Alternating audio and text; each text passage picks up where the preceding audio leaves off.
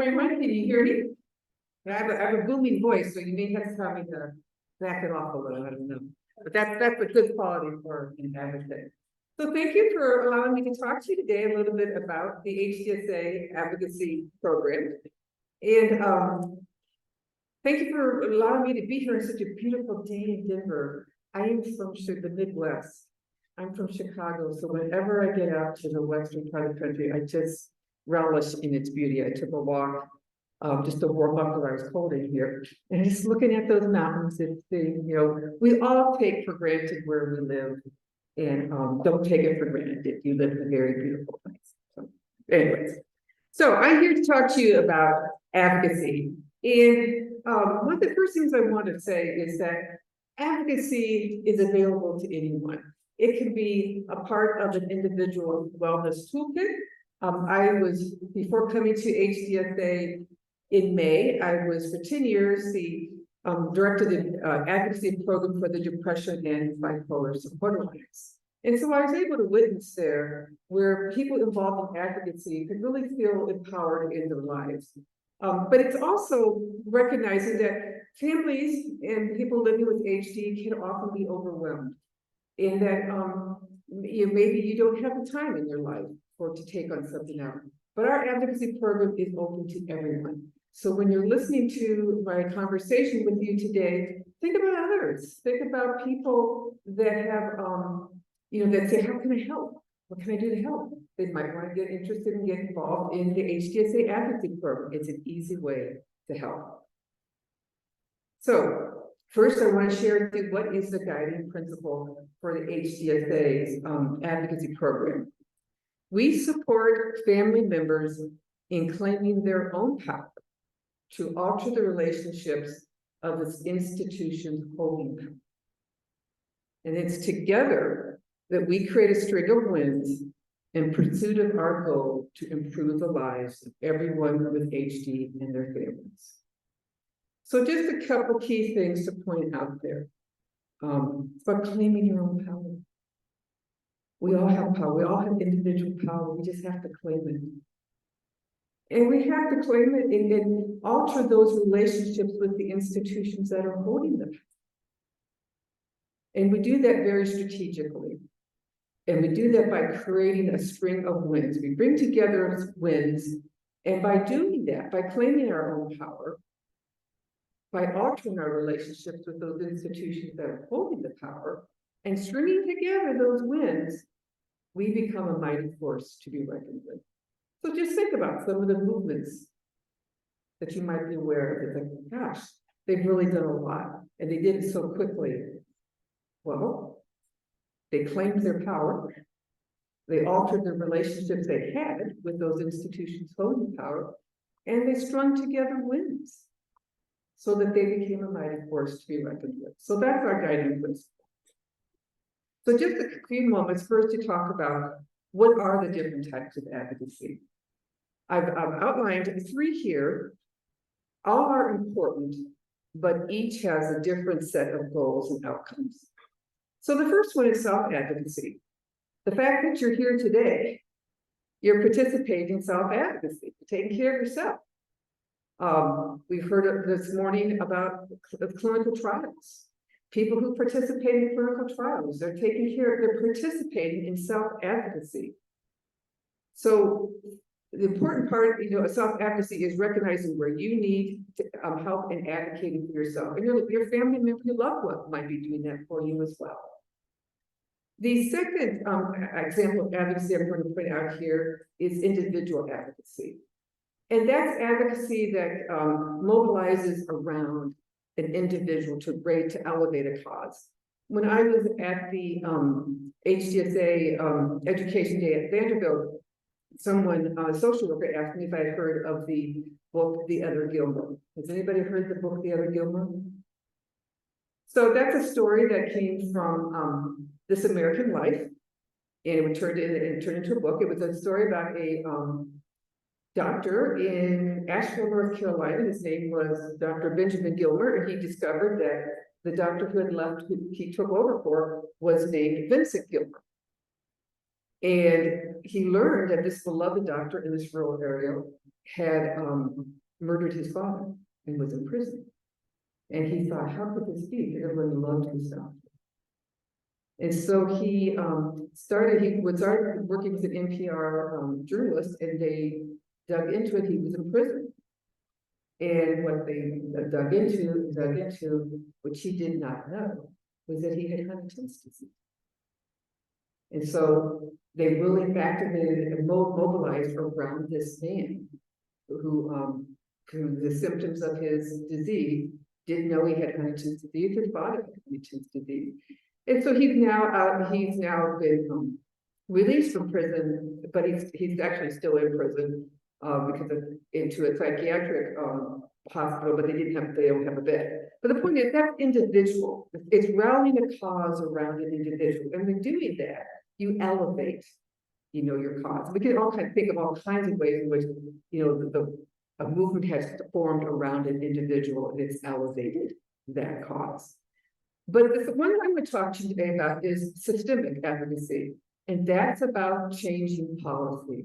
That's about looking at breaking down systems that aren't working and altering them so that they do work for us. So that's what I'm going to focus. So I have 8 principles to bring about systemic change that I use when I think about systemic change. And the first one is to create a robust case for change.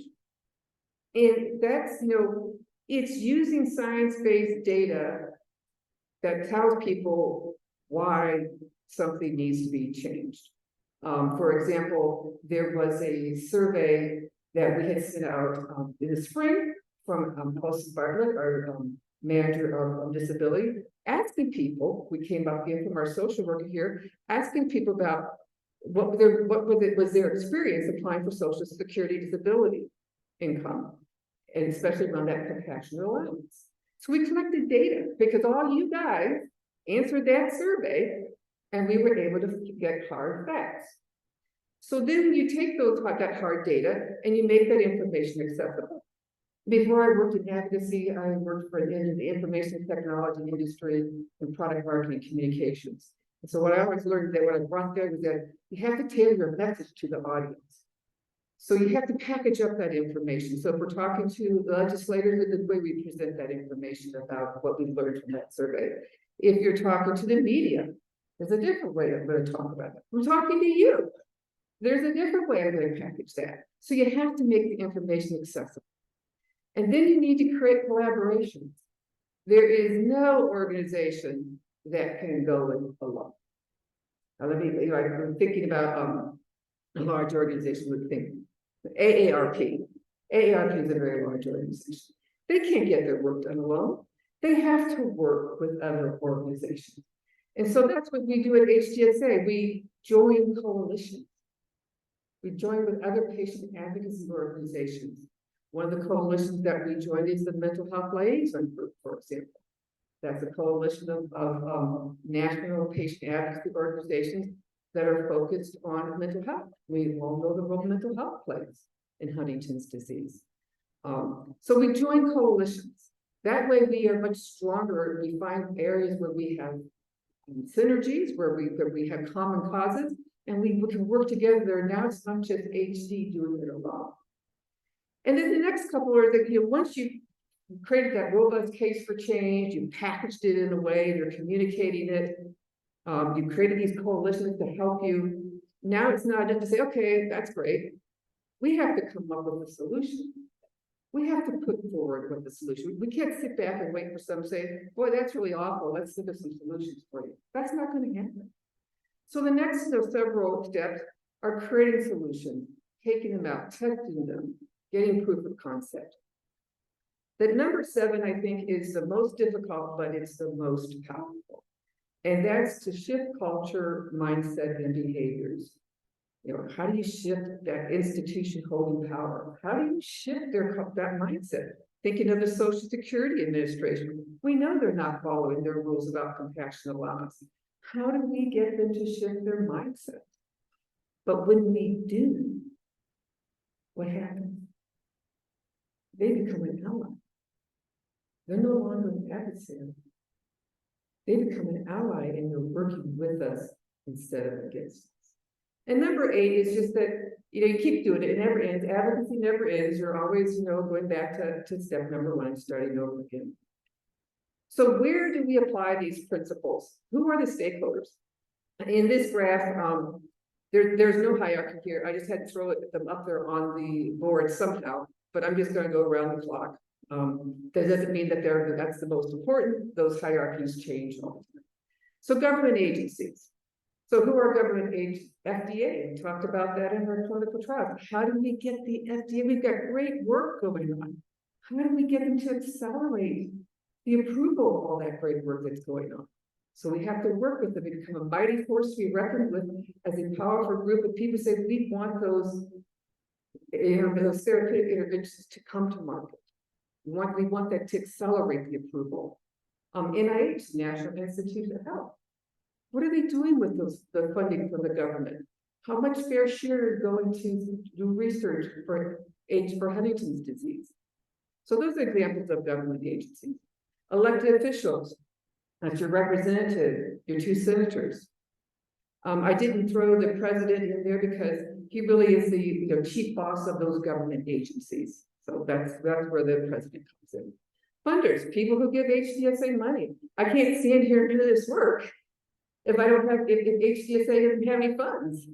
So, there we have to share, we have to tell them what we're doing, explain to them what we're doing and why it's so important. Social service agencies or other stakeholders. I'm sure that your social workers will be able to tell you the great work that those social service agencies do. Examples that we why don't you just shout out for us some of them that the social service agencies do? Right? Human services in general. Yeah. Transportation. We talked about transportation. Senior support. Yeah. So we need to alter our relationships with those social service agencies and make sure that the families and patients with HD are getting equity and getting their fair share. And then there's the private sector.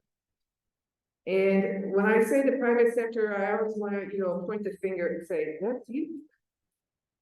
You're the private sector. So my job is to motivate and, mobilize you to make sure that you want to participate in bringing about that systemic change. All right, so we have some principles of systemic change. We have stakeholders we want to influence. How do we go about doing it? First is that we need to create awareness. And that I cannot tell you how important it is. In fact, I don't even need to tell you how important it is. I'm sure that you can all think of conditions and diseases and patient advocacy organizations like, how come they're getting it all? Because they created awareness. That's simple. They created awareness. And we need to create awareness around HD. So I'm going to share with you some ways in which we can do that. The second pillar is to drive the conversation. There's an age-old saying in the advocacy world that if you're not at the table, you're on the menu. And what does that mean? It means that if you're not at the table, you're exposing yourself to get eaten. And I say that's very passe. That's way, the odds for 2000. Because we have progressed as patient advocacy organizations way beyond being asked to be at the table. We have a seat at the table. We've had a seat at the table for a long time. It's not enough to have a seat at the table. We need to be setting the table. And we do that by driving the conversation.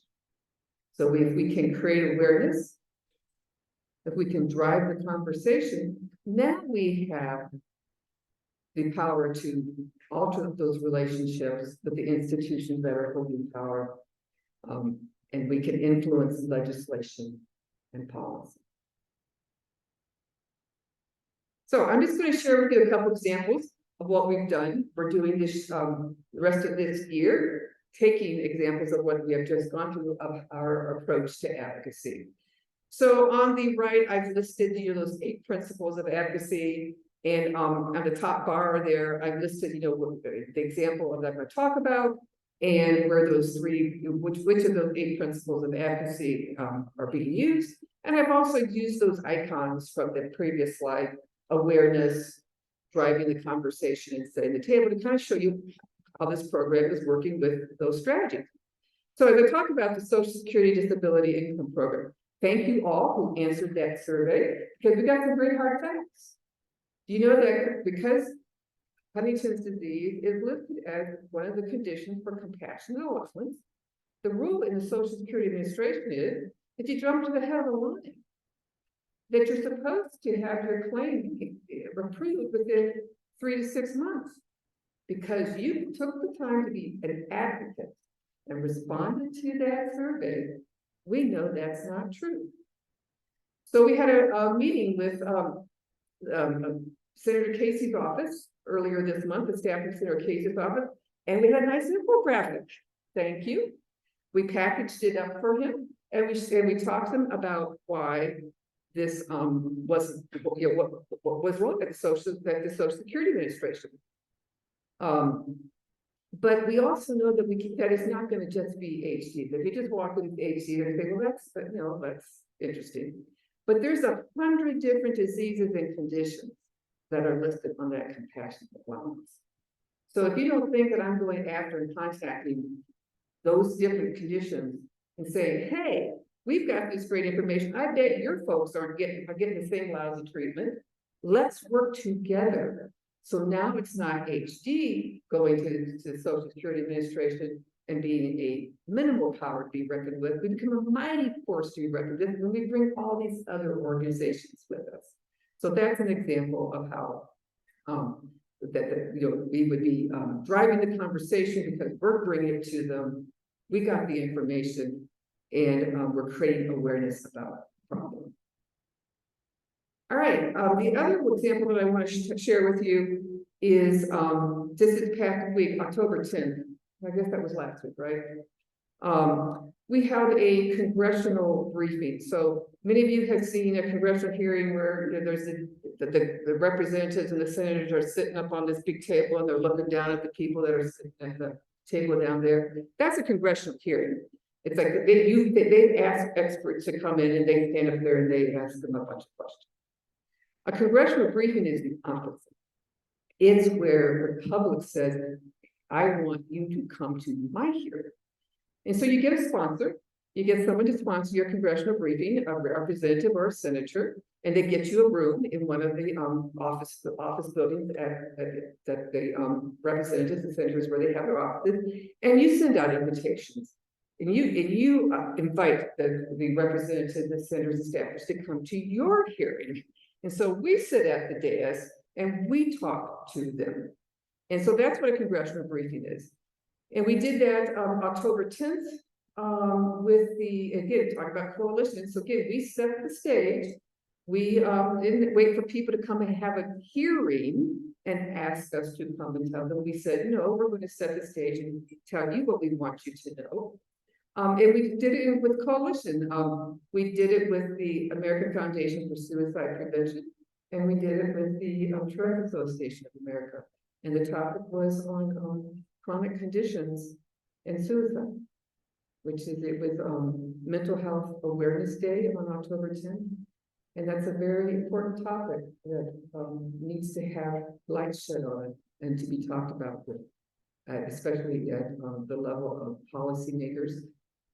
The Director of Legislation for the National Institute of Mental Health was at that congressional briefing, and so I was able to have scheduled a follow-up meeting with the National Institute of Mental Health specifically to talk about the mental health challenges that people with Huntington's disease face. So those are ways in which we set the table, and because we're setting the table and creating awareness, we're able to start influencing policy and legislation. So over there at the HDSA chapter table, you find this postcard. In order to move forward and create an advocacy portfolio, I need to hear from you. You need to tell me what's important to you. So on that postcard, there's a little QR code that you can scan. It's also written in tiny type there. where you can go and take a survey that will share with me what is important to you, the community. What are your priorities? Because it's not about Phyllis. It doesn't matter what my priorities are. It matters what your priorities are. So go grab one of these cards, scan the QR code or read the little tiny print and go to our website and take that survey.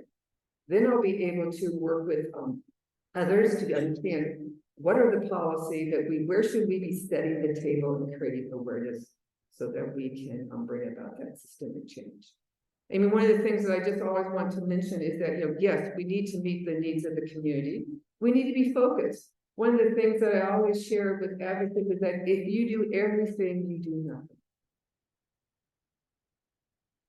And so you have to be focused. So when maybe your pet project doesn't make the list, please don't be angry. I always, when I use the environment as an example, if you were an environmental advocacy organization and you want to do everything, you want clean water and clean air and protecting the birds, well, you would get nothing done. But we have the Sierra Club, and we have, the other organizations that focus just on that. So it's important to be focused, because that enables you to accomplish it. And it's through that focus, if you remember, you string together wins. And by being focused, you can string together wins, be a mighty force to be reckoned with. And then we also just have to make sure we're looking at the capacity. How much capacity does HDSA have? And then that really plays into focus. But most important, I need to hear from you. So you need to tell me what's most important to you so I know where to focus HDSA energy. All right, so you can go to the HDSA website. There is out there a take action page. One of the things that I'm going to be doing for the rest of the year is an awareness campaign. And that's where I'm going to be asking people to register and sign up, and to make it very easy for you to send letters to your representative and your 2 senators to discuss HDSA and unmet needs. Because right now, I'll be honest with you, and I don't think that I have to, I'm not telling you anything you don't know. We're kind of in a do-nothing Congress right now, right? But what we can do is be laying the foundation for a get to work Congress when we get one. So we don't want to wait until we get a Congress that's active again. We want to create awareness about HD now, so that when they are ready, they know they've heard about us, and they're ready to start taking some action with us. So you can go there and sign up for those alerts. You'll find a survey out there, and by signing up, you'll also be able to continue to get information from HDSA about how you can get involved. And you'll learn about most importantly, you'll learn about how to send a letter to your representatives and senators. We make it very, very easy for you. When you register, it automatically tells you who your representative and your 2 senators are, what their email address is. You don't have to do any of that. It just will automatically send it for you. So please go out there, register, and that's you will also find a survey out there. You also find out there that some of the legislation we're following. And so you might want to include that in your letter to them about that legislation. Step therapy is a bill that was introduced in the House. For those of you who may not be familiar, we in the advocacy world call it fail first. That means that your health insurance plan tells you have to take our medication, the one we want you to take, before you can take the one that your doctor and you know is best. So that's why we call it fail first. You have to fail first on that medication before we'll pay for and allow you to take, through coverage, to take the medication that you want to take. So there's legislation out there that will address that issue. So for example, if that's something that you've been exposed to, you might want to talk about that. The other thing that I want to really take some time to talk about is our Advocacy Leaders Program. And as I said, HDSA advocacy is open to anybody and everyone. You may feel that you just don't have the time and capacity in your life right now to take on more, but you might have a very good friend who says, how can I help? It's open to anybody. And this is for people who want to do a little more. Phyllis is only Phyllis. I go to on Saturdays, I go to education days everywhere, and then I parachuted in here and now I'm gone. So I need people in Colorado who are willing to, kind of foster what we're doing and help create this movement and mentor others to keep it going. So that's what our advocacy leaders will do. I'll give you a perfect example of that, how that works. I learned on Tuesday that Senator Braun on next Thursday, and so 8 days after I learned about it, he's the ranking member in the Senate on the Committee on Aging, and he's having a hearing on rare diseases and their unmet needs. And he's asking for stories. We didn't give people a whole heck of a lot of time, but I got out an email to those advocacy leaders on Wednesday and said, send me your stories and we'll submit a packet. But that will be on the docket, that'll be read by all those senators and their staff. It's part of the permanent public document, public record. That's how you create awareness, right? And so I've been already getting response. Somebody responded and said, I went out, I know someone who has HD and they're not able to tell their story, but I went and visited with her and I had her permission. I wrote down her story as she told it to me. She was one of our advocacy leaders. At that congressional briefing, we had a psychiatrist from our Center of Excellence in the University of Pittsburgh talk about Huntington disease and how it affects the brain. But we also had a family member who shared her family story about her father who had died by suicide. She was an advocacy leader. I've had in response to the email that I sent on Wednesday, I've had other people reach out and say, I'm talking to everybody in my community. That's what an advocacy leader does. They get information from me and they're going out and spreading it to their community, encouraging and helping others. So we'll have a nice packet that we will be able to submit next Wednesday for that hearing. The other big campaign that we're working on for 2024 is a what I call our HDSA August Recess and District Meetings campaign. So what does that mean? Means that you may or may not be aware that your elected officials come home in August. I didn't know this, but that's actually a law that they're required to go home in August. Why? Because they need to be around you. They need to hear you. So they schedule these meetings. So I'll share with you, the best time to go to DC to talk to your representative or your senator is not in DC. When I had that congressional briefing on August 10th, it was the same day that all the Republicans came back and were caucusing about who they were going to put up for Speaker of the House. And I was walking around those office buildings and I saw all the little fly-ins and I said, oh, those poor people. They just spent $100,000 bringing all these people to DC and there's nobody there. There's nobody in those offices. Nobody wants to talk to them. They got bigger things going on right now. So you don't want to go to DC to talk to your representative. You want to talk to him at home when he's here waiting and willing to talk to you. So we're creating this campaign in August called the August Recess Campaign, where our goal is to have 100 members with 100 meetings with representatives and senators back home in their district. Our advocacy leaders are going to be instrumental in working with the people in their community to make sure that those meetings are happening. So one of the things that we'll be doing next year is having a workshop in Chicago, because that's where I'm from, with those advocacy leaders, helping them get them organized to go back into their communities and get those meetings set up for us. All right. One of the things that's kind of an overview of what we're doing for advocacy. I just wanted to share with you, these are the questions that are in that advocacy survey. Remind me how much time we have? 10 minutes? All right. Well, I don't know if we'll use the whole 10 minutes, but this is the opportunity for me to hear directly from you. I still want you to take that survey. Because one of the things I didn't say back here is, how do you become an advocacy leader? You take the survey. Because the last question in the survey says, yes, I want to know more about the Advocacy Leaders Program. Because I guess I kind of figured that's my little weed out. Like, if you can't be bothered to take that first step of advocacy by taking the survey, probably I'm really interested in being an advocacy leader, and I don't want you emailing me saying, hey, send me more information about that Advocacy Leaders Program if you didn't even take the survey. So take the survey if you're interested in the Advocacy Leaders Program, and that's the last question. But I still want you to take the survey regardless, because this is where you're going to tell me where I should be focusing our energies at HDSA in bringing about systemic change. So let's just look at that first one. Access to quality health care. Is that a challenge for anybody? Yeah. How so? Who said yes? Heard somebody say yes. How so?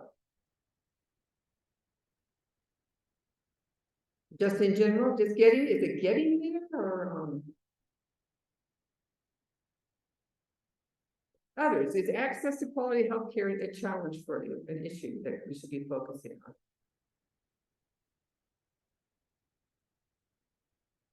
So we've got that one covered. We don't need to focus on that. All right, well, we'll take that one off the list.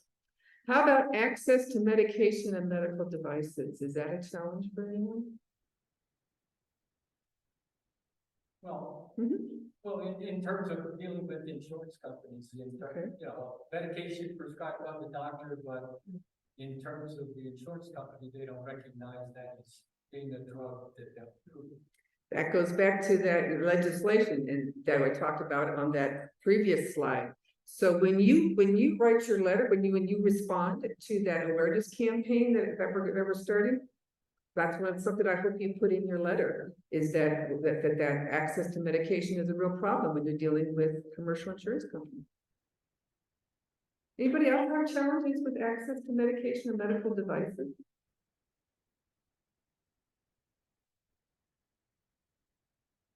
Okay.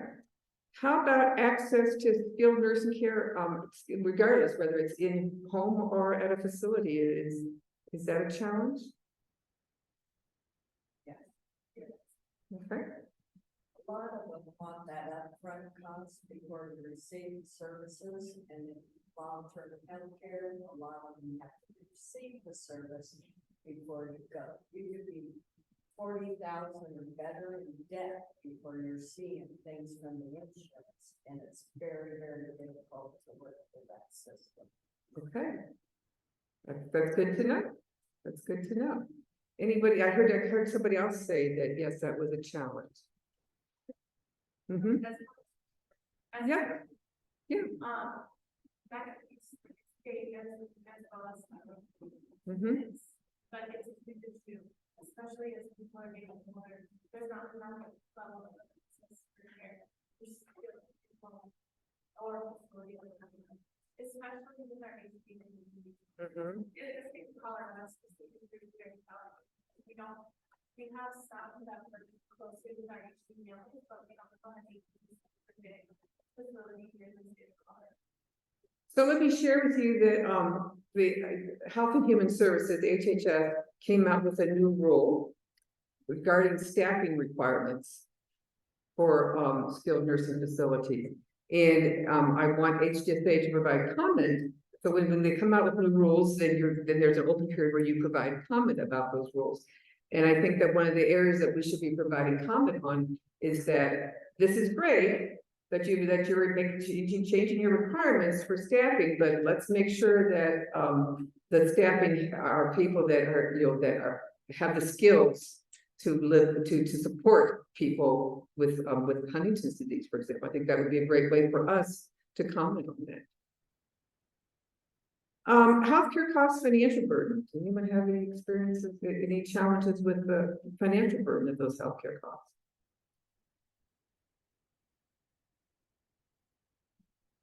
So insurance is covering all of it? Probably with the healthcare cost, because I went into an appointment and regularly it was like $30. I got the bid, it was $600. That was like a slap in the face, and it was like January, and we saw him around fall. Mm-hmm. That was raised that much, and that was out of the pocket. Right, I will capture that. And when you take the survey, write that in your notes so that we can capture that. How about the loss of income financial burden? Oh, yes, go ahead.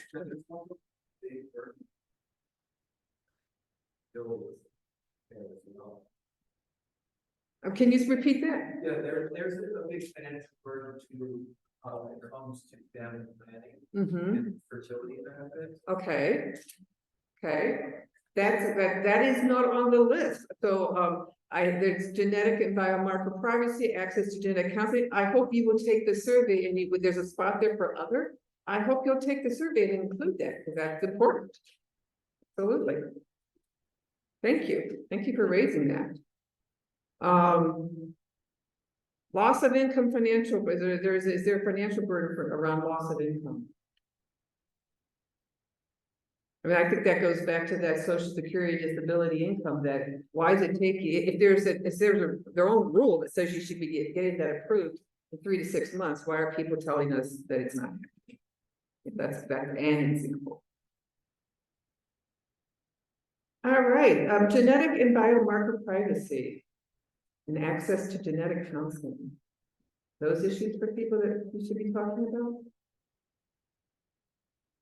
I'll share that we were asked by Senator Cassidy sent out a request for information to stakeholders, asking them to comment on whether privacy, medical records privacy in the area of research.